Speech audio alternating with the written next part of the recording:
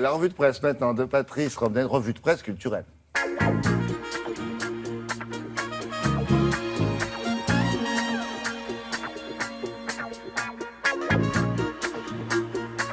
Bah tiens, justement, les journées du patrimoine, ça vous intéresse? Eh bien oui, c'est ce week-end. Alors ne venez pas à France Télévisions parce que c'est annulé chez nous pour des raisons que vous imaginez, en l'occurrence de sécurité.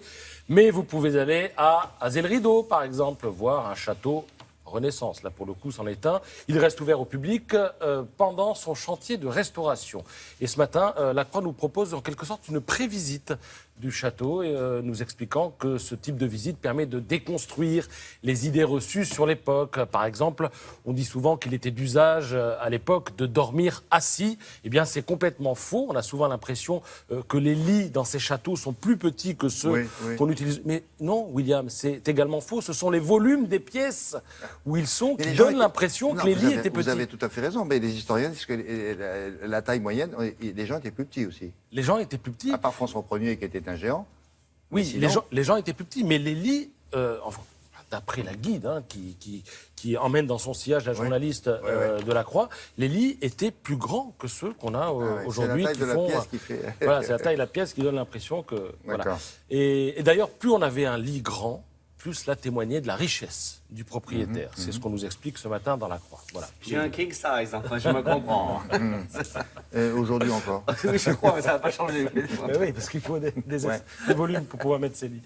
Alors, à l'occasion des rencontres d'Arles, tout récemment, le magazine Idéat a invité 20 grands designers internationaux à s'exprimer par la photo. Et la consigne était simple, imaginez une composition originale qui exprime un souvenir d'école ou alors un souvenir d'enfance, de jeunesse. Et alors, ces 20 tirages originaux que l'on va voir défiler, qui sont à la fois très personnels et qui ont à la fois une portée universelle, puisque ça parle de la jeunesse, eh bien, sont exposés à la une, librairie de Saint-Germain-des-Prés, librairie Galerie, à partir d'aujourd'hui, et ils seront vendus aux enchères mardi prochain par Maître Cornette de Saint-Cyr. Alors la mise à prix pour chaque œuvre, c'est 900 €. Après, on verra jusqu'où ça va. Et il faudrait que ça aille assez loin. Je vous parle de tout ça parce que ça se fait au profit de l'association CC for Education. C'est pour l'éducation des enfants au Népal. Et quand on regarde les photos qui ont été faites, ça nous rappelle effectivement quelques petits souvenirs. Regardez cette carte de France en plastique, vous l'avez vue, dans votre cartable d'écolier. Avec les trous pour marquer les villes, les Ah préfectures de chaque département. Ça n'existe plus?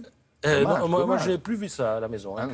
Cela dit, les régions ont changé, donc il va falloir faire. Il y a comme ça une vingtaine de photos donc, faites par de grands designers qui seront mises aux enchères. L'association en fait rescolarise des enfants népalais. Je rappelle qu'au Népal, un tiers de la population vit dans une extrême pauvreté.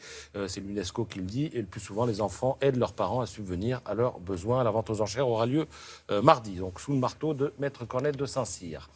Le musée Jacques Marandré propose une exposition intitulée Rembrandt intime. Oui, on l'a vu tout à l'heure. On a vu, mais moi, si vous voulez jouer les prolongations, je vous conseille fortement ce hors-série du Figaro qui a enquêté sur le peintre, certes, mais aussi sur l'homme, qui était à la fois un élève surdoué, mais aussi un homme qui était criblé de dettes, et alors qu'il y a eu des petits problèmes avec les femmes. Et tout cela nous est raconté dans le Figaro hors-série, c'est-à-dire qu'il avait une femme qu'il aimait beaucoup, un jour il l'a perdue, il embauche une nourrice pour s'occuper du petit, sauf que la chair étant ce qu'elle est, la nourrice devient plus que la nourrice, et puis il donne les bijoux de l'ex-femme à la nourrice.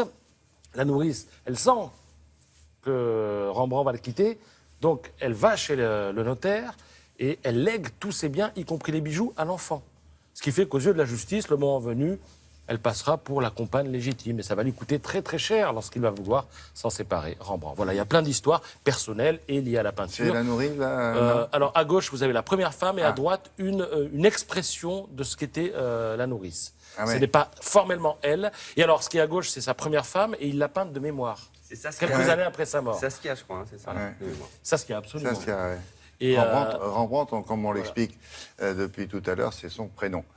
Et on dit de lui qu'il faisait jaillir. On dit de lui qu'il faisait jaillir la lumière des ténèbres. C'est vrai. Et ça crève les yeux quand on voit ça.